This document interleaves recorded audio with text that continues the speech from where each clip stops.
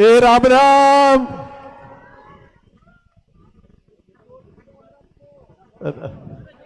હવે આ પહેલી હરોળ મારી બેઠી છે ને એને માં જગદંબા, મારા સદારામ બાપા, મારા ઓગણજી બાપા ખૂબ આશીર્વાદ આપે. મેં ખેમજીભાઈને કહ્યું કે અમારા ઘરમાંથી એક અમૃતભાઈ બોલી ગયા એટલે બીજાનો વારો ના હોય, અને પ્રોટોકોલ બનાવો તો એને ભરતસિંહભાઈ તોડવાનો ના હોય, પણ કે ના તમે આવ્યા છો ને બે શબ્દો બોલો. સમાજને જ્ઞાત ગંગાને મળવાનું થયું, ખૂબ આનંદ થાય છે.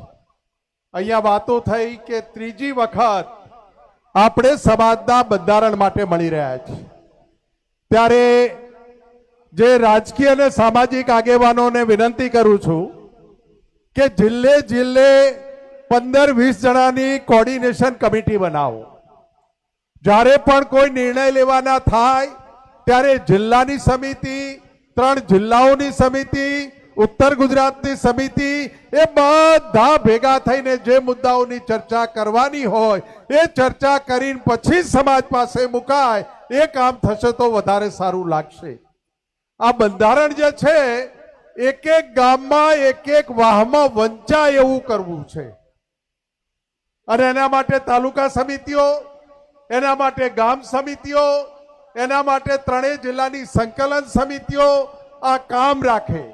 અને આજે આટલી મોટી સંખ્યામાં આવ્યા છો ત્યારે વિનંતી કરું છું કે આ ઓગળ ધામમાં આપણે બેઠા છીએ, સદારામ બાપાના આશીર્વાદથી બેઠા છીએ.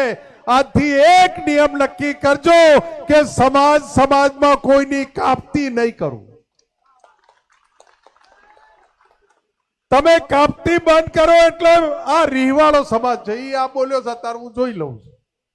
આ રીહમાં ને રીહમાં જે બગડે છે, એટલે સમાજમાં એક નિયમ, આપણે ના ગમ્યું હોય તો જઈને વાત કરી લેવી, અને વાત કરતા ના માને તો એની વખોડવી નહીં, એને કાપતી ના કરવી. આટલી જ વિનંતી સાથે બધાને મારા રામ રામ.